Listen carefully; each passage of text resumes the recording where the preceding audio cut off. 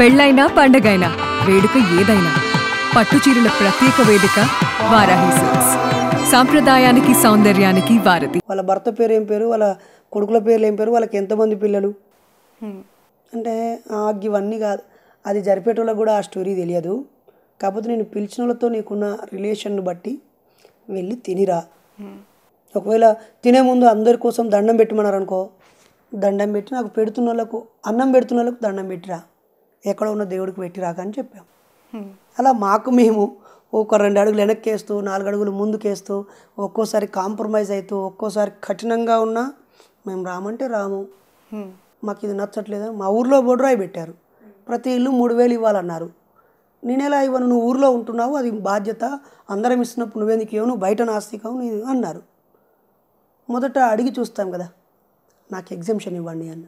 తర్వాత ఇంకా ఒత్తిడి చేశారు, 3000 కాదు నేను 10,000 ఇస్తాను, మన స్కూల్ ప్రహారీ కూడా కూలిపోయింది కట్టించండి, ఆ పిల్లలకి టాయిలెట్ బాత్రూమ్ పాడైపోయినాయి అవి కట్టించండి, నేను 10,000 ఇస్తాను, లేదా ఓపెన్ ఎయిర్ జిమ్ పెట్టండి, లేదా లైబ్రరీ పెట్టండి, ఊరందరికీ శాశ్వతంగా ఉపయోగపడి ఓ ఫంక్షనల్ కట్టండి, మీరు ఊరంతా ఎంత ఇస్తారో దీనికి 2 రెట్లు ఇస్తాను నేను. కానీ నన్ను బలవంత పెట్టి అడిగే హక్కు మీకు ఎక్కడిది, నాకు తప్పకుండా ఇవ్వాలి, లేకపోతే ఊళ్ళకి వెళ్ళిపోవాలని రాసియండి, దాన్ని పట్టుకొని మిమ్మల్ని అందరినీ జైలుకు పంపిస్తా అని చెప్పిన. అంతటే వాళ్ళు మాట్లాడి మా దగ్గర సర్పంచ్ గారు మంచి మనిషి, ఉప సర్పంచ్ గారు తెలిసిన వాళ్ళు అరే నరేష్ బయట చెప్పే విషయాన్ని మనకు చెప్పిండు, మనం ఆయనకి ఎగ్జామ్షన్ ఇద్దామని చెప్పి ఎగ్జామ్షన్ నాకు ఒక్కడికి ఎగ్జామ్షన్ ఇస్తే మా చిన్నాన్నోళ్ళ వాళ్ళ కొడుకు తమ్ముడు కూడా వాళ్ళంటాడే వాడికి కూడా ఇవ్వాల్సి వచ్చింది. అట్లా 2 కుటుంబాలు అయినాయి. ఇప్పుడు మళ్ళీ ఒకవేళ జరిపితే ఒక 10-15 కుటుంబాలు నిండప్పుడు ఇవ్వమంటారు. సో మార్పు స్టార్ట్ అయింది అక్కడ. అయ్యింది. మా కుటుంబంలో నేను కులాంతర పెళ్లి చేసుకుంటే వింతగా చూసేళ్ళు, ఇప్పుడు 7 పెళ్ళిళ్ళు అయ్యాయి. అంటే మీది బీసీ పద్మశాలి, మీ వైఫ్ అంటే అంత నెససరీ కాదు, కానీ చెప్పుకుంటే మాకేం సిగ్గుచేటు కాదు, గర్వకారణం కాదు. ఆమె మున్నూరు కాపు, కాపు బలిజ అంటారు ఆంధ్రాలో. అయితే ఎక్కడ పరిచయం, ఎక్కడ ఏంటి? యాక్చువల్లీ నాకు పరిచయం లేని ఆవిడ ఆమె, మాది లవ్ మ్యారేజ్ కాదు. ఓహో, ఓకే. తెలియకోకుండా పెళ్లి చేసుకోవడం అంటే చాలా ఇంట్రెస్టింగ్గా అనిపిస్తుంది. ప్రేమ వివాహం కాదన్నారు కాదు, అలానే అరేంజ్ మ్యారేజా అంటే అది కాదు. తెలుసుకోకుండా ఎలా పెళ్లి జరిగింది మరి? యాక్చువల్లీ నేను ఈ సోషల్ మూమెంట్లో వెళ్తూ ఉన్నప్పుడు నాకు ఒక 24 years వచ్చినప్పుడు కొన్ని వేదికల మీద చెప్తూ వచ్చాను, నేను పెళ్లి చేసుకోవాలనుకుంటున్నాను, నాకు కులము మతము కట్నము అక్కర్లేదు, ఆచార వ్యవహారాలకి దూరంగా, దైవత్వానికి దూరంగా, ముహూర్తాలకి తాళి పుస్తెలు మట్టెలు లేకుండా ఎవరైనా పర్వాలేదు. ఇంకా ఒక రకంగా చెప్పాలంటే ఒక పాప ఉన్న ఆవిడైనా, ఒక బాబు ఉన్న ఆవిడైనా, వికలాంగురాలైనా, నల్లగా ఉన్నా, పొట్టిగా ఉన్నా, పొడుగ్గా ఉన్నా, లావుగా ఉన్నా, విడో అయినా, బ్రేకప్ అయిన ఆవిడైనా, నాకు అసలు వేటితో పని లేదు. నా జీవితంలో నాతో జీవించే ఒక చైర్ ఖాళీగా ఉంది, ఆ చైర్లోకి ఎవరు వస్తే వాళ్ళే మహారాణి కదా. సో అలా నేను జీవించాలనుకుంటున్నాను, ఎవరైనా నాకు ప్రపోజ్ చేయండి అని చెప్పి నేను ప్రకటించాను. అలా మా మిస్సెస్ వాళ్ళ అన్నయ్య మా ఆలోచనతో ఉన్న వ్యక్తి కాబట్టి, మా ఫ్రెండ్ ఒకడు చారువాక అనే ఫ్రెండ్ ఉంటాడు, వాడు అరే మన సమ్మన్న తెలుసు గారు అంటే, ఎవరు వాళ్ళను సమ్మన్న, అరే వాళ్ళకు చెల్లి ఉంది, ఆవిడకి పెళ్ళి చేయడం కోసం మ్యాచ్లు చూస్తున్నారంట, ఎక్కువ కట్న కానుకలు ఇచ్చుకోలేని పరిస్థితిలో అలా అమ్మాయి కూడా 25 ఏజ్ అయిపోతుంది, ఆమె పెళ్ళి ఆ కుటుంబానికి కొంచెం భారంగా ఉంది అని అన్నాడు. అప్పుడు నేను ఇంకా ఆమెను చూడలేదు, ఫోటో చూడలేదు, ఏమీ చూడలేదు, నాకు ఎలాంటి అభ్యంతరం లేదు. ఆమె నన్ను చూసి ఆమె ఓకే అంటే నేను పెళ్ళి చేసేసుకుంటాను, ఆప్షన్ అటువైపే, నా వైపు no expectations any kind of చెప్పడంతో March 8, 2009లో ఖమ్మం టౌన్కి ఆవిడ వచ్చింది, నేను వరంగల్ నుంచి ఆడికి వచ్చాను. ఇలా ఎదురెదురుగా కూర్చున్నాం అంతే, కూర్చొని ఓపెన్ ప్లేస్లోనే కూర్చొని అప్పుడు మొదటిసారి ఒక అమ్మాయి ఫేస్ వైపు ఆమె ఓకే అంటే ఈమె నా భార్య లేదా ఈమెకు నేను తోడు అనే ఫీలింగ్తో ఫస్ట్ టైం ఒక అమ్మాయిని చూశాను. ఓకే, అంతవరకు మీరు అసలు ఎవరు అమ్మాయిలతో మాట్లాడిన సందర్భాలు కానీ? అంటే నేను స్టూడెంట్ లీడర్ని కాబట్టి ఎవరైనా చాలామంది చెల్లెళ్ళు మన తోటి ఉండే తోబుట్టులు వచ్చి సమస్యల గురించి మాట్లాడతారు, అన్న టీసీ లేదు అన్న, అటెండెన్స్ తక్కువ ఉందన్న, అన్న మొన్న జ్వరం వచ్చి పోతే సార్ తిరుగుతున్నాడన్న, ఇక ఈ సమస్య ఉందన్న, హాస్టల్ సమస్య ఉందన్న, రూమ్ సమస్య ఉందన్న, ఎన్నో సమస్యలు వస్తూ ఉంటాయి కదా. వాటి గురించే ఎక్కువ మాట్లాడుతూ ఉంటాం. కానీ మన దగ్గరికి ఏదో ఒక పని మీద వచ్చిన వాళ్ళలో వాళ్ళు అందంగా ఉన్నారా, బాగా చిలాకీగా ఉన్నారా అనే ఏ అట్రాక్షన్స్ నేను పెద్దగా పెట్టుకోలేదు. ఇవన్నిటికీ కూడా వ్యతిరేకం అని చెప్పిన మీరు మొదటే చెప్పారు కదా, ఒక 15-20 ఏళ్ల తర్వాత తను హిందూ సంప్రదాయాలు లేదంటే భారతీయ పెళ్లి వ్యవస్థకి సంబంధించి కొన్ని సమాజం కోసం నేను పెట్టుకోవాలేమో అని వేసుకున్నప్పుడు, తాళి కానీ మెట్టలు కానీ వేసుకున్నప్పుడు ఇంట్లోనే వ్యతిరేకత ఎక్కడో ఉంది, నేను అనుకున్నది ఇక్కడే లేదు అని అనిపించిన సందర్భం లేదంటే మీరు మీకు క్వశ్చన్ చేసుకునే పరిస్థితి లేదా? ఎందుకు ఉండదు? ప్రశ్నని ఎప్పుడు స్వాగతించాలి కదా. మనం చేస్తే కరెక్ట్, పక్కోళ్ళు చేస్తే తప్ప.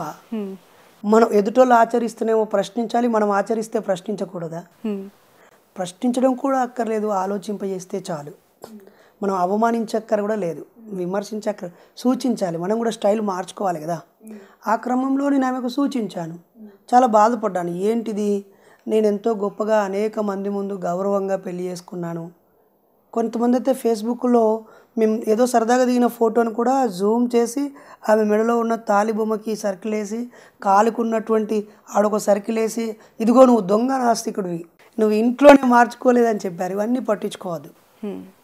ఎవరైనా నాస్తికోద్యమ నాయకులు, కార్యకర్తలు ఉంటే ఇంట్లో మార్చడానికి ప్రయత్నం చేయాలి తప్పకుండా.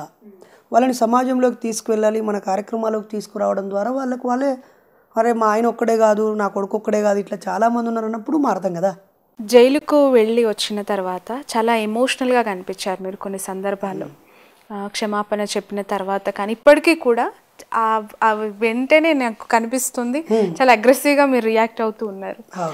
చాలా భయంగా గడిపారు అని కూడా మీరు మాట్లాడిన పరిస్థితుల్లో. ఎందుకు జైలు జీవితం ఏం నేర్పించింది, ఎందుకు భయంగా గడపాల్సి వచ్చింది? అంటే మన చుట్టూ ఆలోచించే వాళ్ళు ఉన్నప్పుడు మన మంచి ఆలోచనైనా చెడ్డ ఆలోచనైనా గౌరవించబడుద్ది. మన చుట్టూ అర్థం చేసుకునే వాళ్ళు ఉంటే మనం ఏది మాట్లాడినా వాళ్ళు అర్థం చేసుకుంటారు.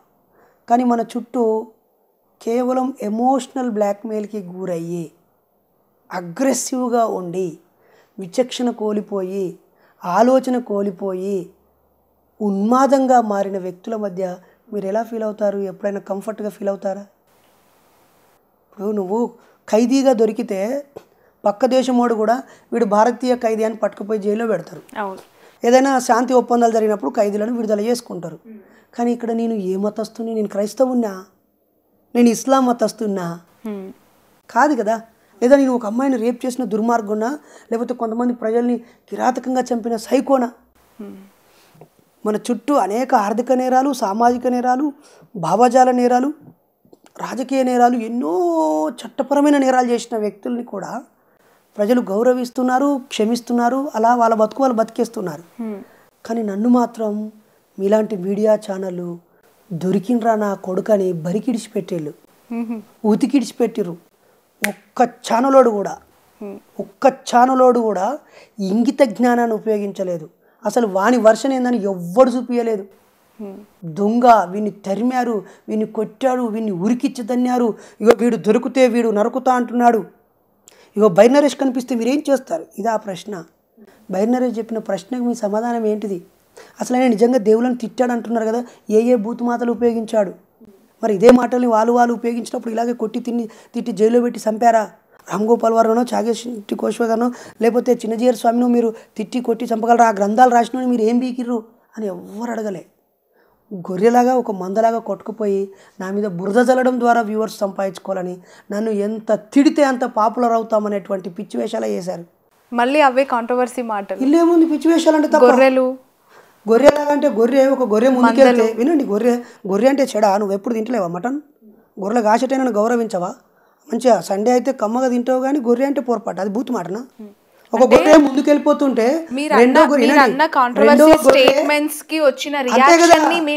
చెప్పాలండి, నాకు చెప్పే స్వేచ్ఛ లేదు. నేను ఇంతకు ముందు అన్నట్టు ఒక గొడవ జరిగింది, మీ ఛానల్లో నా గురించి రాశారా?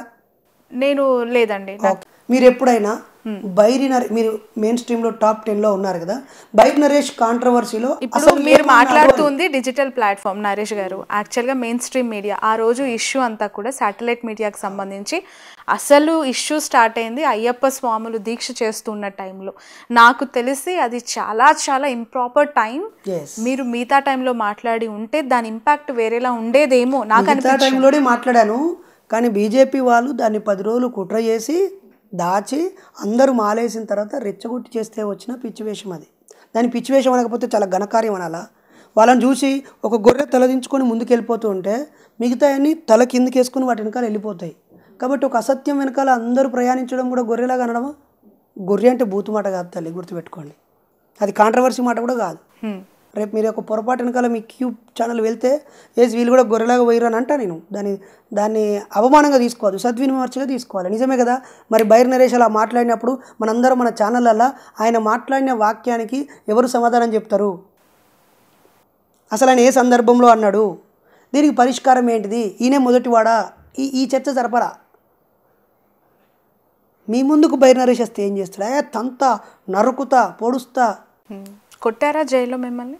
ఆ జైల్లో కొట్టరు, జైల్లో క్రమశిక్షణ లేకుండా ఉంటే. ఆ పీరియడ్ ఎవరితో అయినా తన్నులు తిన్నారా ఇంతకాలం? అంటే ఈ ఇష్యూస్కి సంబంధించి చేయి చేసుకోవటాలు మీ పైన లేదంటే? ఏం జరగలేదు. బహుశా మీరు హింట్ ఇస్తున్నారేమో ఎవరైనా దాన్ని రా అని. నేనేం హింట్ నాకు అవసరం లేదండి. అంటే ఎమోషనల్గా మీరు మీ లైఫ్లో మీరు చెప్పారు ఎవరి గురించో